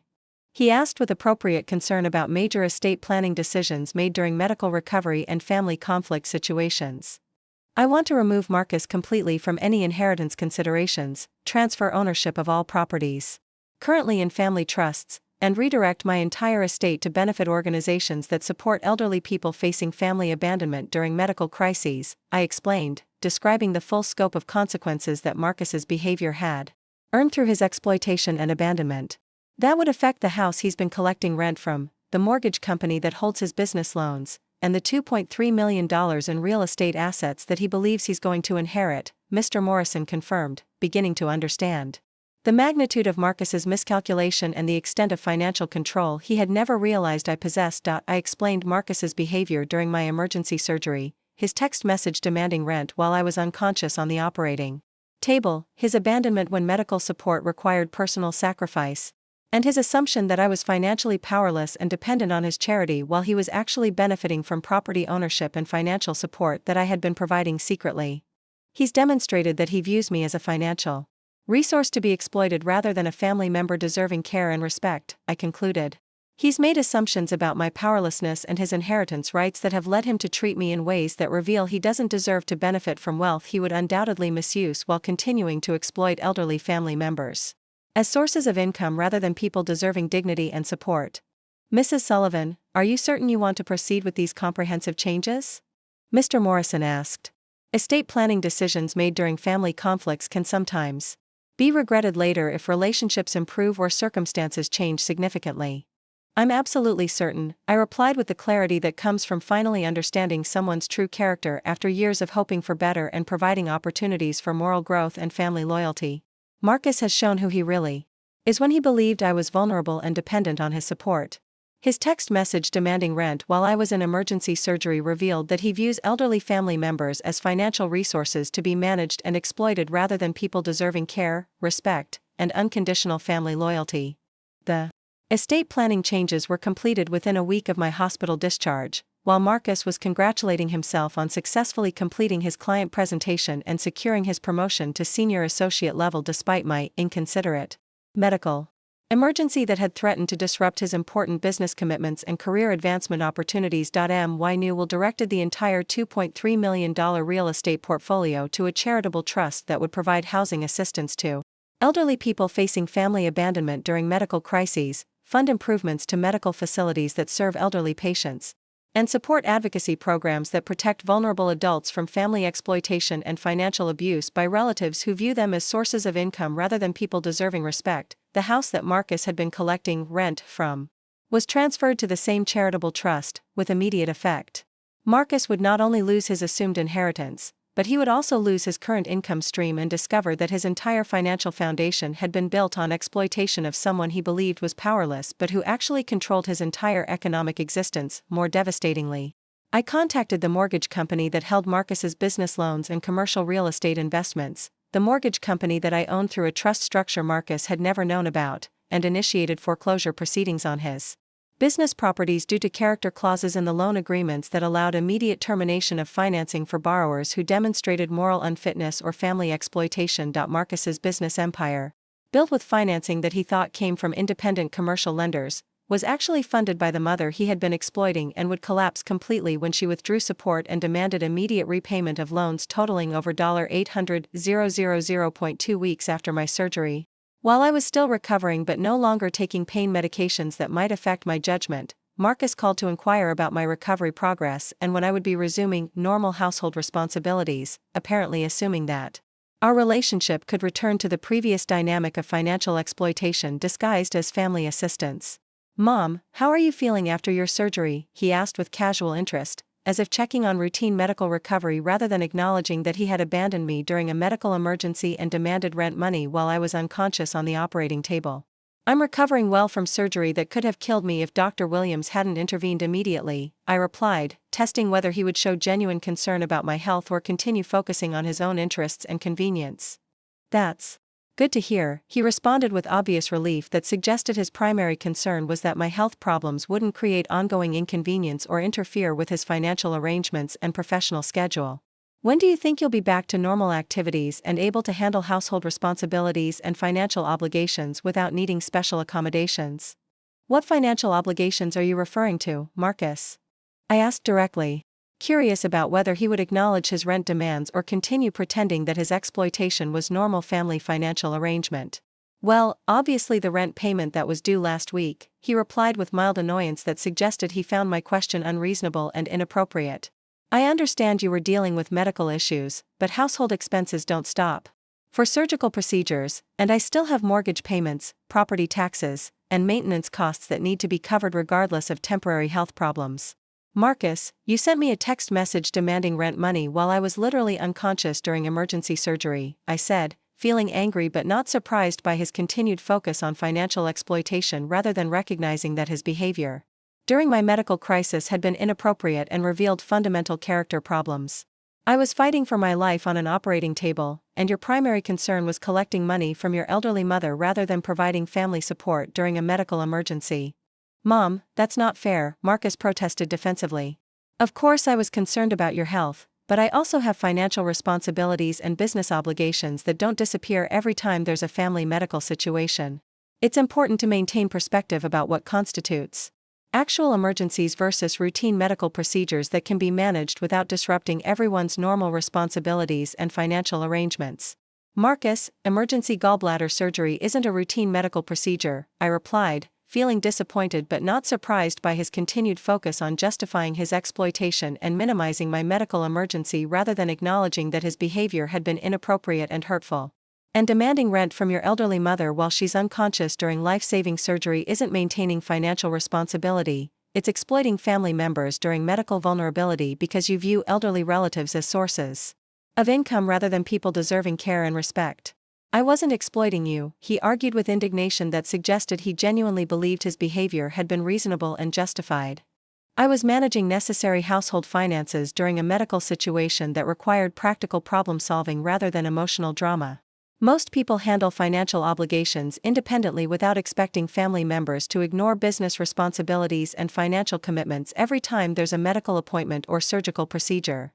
Marcus was continuing to minimize my emergency surgery and justify his financial exploitation by framing his behavior as normal and reasonable rather than recognizing that his treatment of me during medical vulnerability had revealed fundamental character flaws that would determine his access to family wealth and business relationships going forward. "Marcus, I need to discuss some important changes to our financial arrangements and property ownership that have resulted from your behavior during my medical emergency," I announced, preparing to inform him about the consequences of his exploitation and the estate planning changes that had resulted from his text message demanding rent while I was fighting for my life. What kind of changes? He asked with immediate concern, apparently sensing that this conversation might affect his financial arrangements and income streams in ways he hadn't anticipated. I've removed you completely from my will and redirected my entire estate to charitable organizations that support elderly people facing family abandonment and financial exploitation during medical crises, I explained directly, watching his expression change as the magnitude of his loss became clear. You've what? Marcus asked with shock and disbelief, unable to process that his inheritance assumptions had been completely wrong and that his behavior had cost him access to wealth beyond his comprehension. I've disinherited you completely, I repeated calmly. The $2.3 million real estate portfolio that you assumed you would inherit will now benefit elderly people who face situations similar to what I experienced when you abandoned me during emergency surgery and demanded rent money while I was unconscious on the operating table. But Mom, you can't disinherit me over a misunderstanding about medical appointments and financial responsibilities, Marcus protested with desperation as he began to understand the financial implications of his exploitation and abandonment. It wasn't a misunderstanding, I corrected. It was a deliberate choice to exploit me financially during a medical emergency because providing family support interfered with your client presentation and professional advancement opportunities. I thought the medical situation was just routine surgery, he argued, attempting to minimize his abandonment by characterizing my emergency surgery as minor medical maintenance rather than recognizing that his assumptions about my medical needs had been wrong, inappropriate, and revealing of his fundamental lack of empathy and family loyalty. Marcus, you didn't care whether my surgery was routine or life-threatening, I replied. You cared about whether supporting me would interfere with your work schedule and whether you could continue collecting rent money from someone you believed was financially dependent on your charity. But the house, I've been managing it and paying the mortgage, he said with growing panic as he realized that his understanding of our financial arrangements had been completely wrong. You've been living in a house that I own completely and have owned for the past 15 years, I explained. Your assumption that you were helping me afford housing was based on your belief that I was financially powerless and dependent on your assistance rather than understanding that I was testing your character and observing how you treat elderly family members when you believe they're vulnerable to exploitation. Mom, this is insane, Marcus said with anger and desperation. You can't destroy my financial future over one medical emergency where I had work conflicts and couldn't cancel important business meetings. I'm not destroying your financial future, I replied. I'm protecting wealth that you would misuse while continuing to exploit elderly family members as sources of income rather than treating them with dignity, respect, and unconditional family loyalty. You have a college education, professional experience, and the ability to build your own career success without exploiting elderly relatives. But you don't have the character necessary to handle inherited wealth responsibly or treat family members with basic human decency during medical emergencies. But the consequences for Marcus extended far beyond losing his inheritance. Over the following weeks, he would discover the full extent of his miscalculation and the true cost of exploiting someone he believed was financially powerless but who actually controlled his entire economic foundation. The mortgage company that held his business loans, the mortgage company I owned through trust structures, initiated foreclosure proceedings on his commercial properties when he couldn't make loan payments without the rental income he had been collecting from my house. His business empire, built with financing he thought came from independent lenders, collapsed when I withdrew support and demanded immediate repayment of loans totaling over $800,000. Marcus's attempts to secure alternative financing were unsuccessful. Because his loan applications revealed that his previous financing had been secured through family connections rather than his own creditworthiness and business performance. Banks and commercial lenders who had originally been willing to work with him discovered that his financial foundation had been built on exploitation of elderly family members rather than genuine business success and professional competence.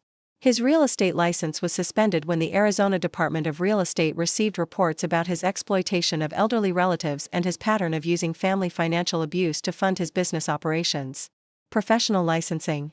Boards take character issues seriously, especially when they involve exploitation of vulnerable populations like elderly relatives during medical emergencies. Within 6 months of sending that text message demanding rent while I was unconscious during emergency surgery, Marcus had lost his inheritance, his business, his professional license, his income, and his reputation in the commercial real estate industry. The financial empire he thought he was building on his own merit collapsed when it was revealed to be funded entirely by the elderly mother he had been exploiting and abandoning during medical crises. Marcus made numerous attempts to restore his inheritance status and business relationships through improved behavior, emotional manipulation, legal challenges, and promises about future family support that would never be tested because the opportunity for earning generational wealth and family financial backing had been permanently lost through his actions during my medical emergency. The properties he had assumed would be his inheritance were transferred to professional management companies that implemented the charitable trust's mission of providing housing assistance and medical support services for elderly people facing family abandonment. Marcus's attempts to maintain any involvement in property management were terminated, and he was permanently excluded from any financial benefits or business opportunities related to the family wealth he had lost through his exploitation and character failures. 12 months after the estate planning changes, Marcus's attempts to maintain contact gradually decreased as he realized that his inheritance expectations had been permanently eliminated and that I was no longer a source of financial opportunity, business advantages, or professional networking connections for his career development. The mother he had viewed as a financial resource to be managed and exploited was revealed to be the source of everything he had lost through his greed, selfishness, and fundamental lack of character during a medical emergency. My recovery from gallbladder surgery was complete and successful, but more importantly, the medical crisis had provided invaluable education about family relationships and the difference between genuine care and exploitative assumptions about elderly parents' financial powerlessness and vulnerability to manipulation by adult children, who view them as sources of income rather than people deserving unconditional love and respect. The Phoenix General Hospital received a $500,000 donation from my estate to improve surgical facilities for elderly patients and establish family support services for patients facing medical emergencies without adequate family assistance. The remaining $1.8 million funded a charitable trust providing legal advocacy, financial assistance, and housing support services for elderly people facing family exploitation and abandonment during health crises. My new will ensures that my wealth will benefit thousands of elderly people who face situations similar to mine, families who assume they are financially powerless and can be exploited without consequences when providing support requires genuine sacrifice rather than calculating the financial benefits of maintaining family relationships. Today, at 70 years old, I am healthy, independent, and surrounded by medical professionals, charitable organizations, and genuine friends who provide authentic care and support without expecting inheritance benefits or financial compensation in return. My estate planning reflects my values and priorities rather than the manipulative demands of family members who proved they couldn't be trusted during my most vulnerable medical moment. The text message that seemed so financially urgent to Marcus, while I was unconscious during emergency surgery, proved to be the most expensive communication of his life. His decision to prioritize rent collection over family medical emergencies cost him more money than most people earn in several lifetimes, and destroyed a professional reputation he had spent years building on a foundation of exploitation and family financial abuse. Sometimes being abandoned during emergency surgery leads to changing your emergency contact from your son to your lawyer, and changing your will to reflect who truly deserves your wealth when family shows their real character during medical crises by demanding rent money while you're fighting for your life on the operating table. If you're watching this story and recognizing similar patterns in your own family relationships, I want you to know that you have more power than you might realize, even during medical vulnerability and health challenges that make you appear dependent on others for support, assistance, and basic human decency. During frightening and painful medical experiences, medical emergencies and surgical procedures don't mean you have to accept financial exploitation, emotional abandonment, or minimal family support from relatives who view your medical needs as inconvenient obligations that interfere with their personal priorities, professional advancement goals, and assumptions about their right to exploit your apparent vulnerability for financial gain. You have the right to expect genuine family support during medical emergencies and surgical procedures without being made to feel guilty about the time commitment, schedule adjustments, or temporary inconvenience that caring for elderly relatives requires when they're facing potentially life-threatening medical conditions that require emotional support and practical assistance. You have the right to have your medical needs prioritized over family members' work schedules, client presentations, social activities, and personal convenience when you're facing emergency surgery or serious health problems that require immediate medical intervention and family advocacy during potentially complicated treatment and recovery processes. You have the right to be supported emotionally and practically during medical emergencies, accompanied to surgical procedures when possible, and included in family members' priorities as someone deserving care and concern rather than being treated as an afterthought that gets abandoned when more important professional opportunities arise. And you have the right to modify estate planning and inheritance arrangements based on how family members actually treat you during medical vulnerability, including through financial consequences that reflect the true cost of abandonment, exploitation, and the value of genuine family loyalty during health crises when you need support most desperately. Trust me when I tell you that sometimes the most empowering thing you can do is allow family members to experience the financial consequences of assuming elderly relatives are helpless, financially dependent, and unable to defend themselves against exploitation when medical emergencies reveal who truly cares about your well-being versus who views you as a source of income to be managed and controlled. The estate planning changes I made weren't punishment, they were education about the true cost of prioritizing personal convenience over family loyalty, and the expense of assuming that elderly parents are financially powerless and unable to defend themselves against abandonment, exploitation, and financial abuse during medical vulnerability when they need care and support rather than rent demands and professional neglect. Marcus learned that elderly family members who appear dependent on others for housing assistance may actually control substantial resources and have the power to reward genuine care or punish abandonment and betrayal through inheritance decisions that reflect their true character and priorities. When family support requires real sacrifice, professional inconvenience, and choosing between career advancement and basic human decency, the $2.3 million inheritance that Marcus lost will now provide assistance to thousands of elderly people facing similar family abandonment during medical crises, fund improvements to medical facilities that serve elderly patients with dignity and respect, and support advocacy services that protect vulnerable adults from exploitation and financial abuse by family members who view them as sources of income rather than recognizing their inherent worth, dignity, and right to unconditional family loyalty. During medical emergencies, sometimes the most loving thing you can do for future generations of elderly people is to demonstrate that exploiting medical vulnerability and assuming financial helplessness can result in consequences more expensive than most people can imagine, and that family loyalty during health crises should be genuine rather than conditional on convenience, professional advancement, and calculations about inheritance potential. What would you have done if your family abandoned you during emergency surgery because helping you interfered with their work schedule, then demanded rent money while you were unconscious on the operating table? Have you ever been exploited by family members who made assumptions about your financial vulnerability and inability to defend yourself during health challenges that required genuine support and care? Share your thoughts in the comments below, and let me know if this story has inspired you to examine your own estate planning, family relationship dynamics, and the importance of ensuring that inheritance decisions reflect people's actual character, rather than their promises, manipulations, or assumptions about their automatic right to family wealth regardless of how they treat elderly relatives during medical vulnerability.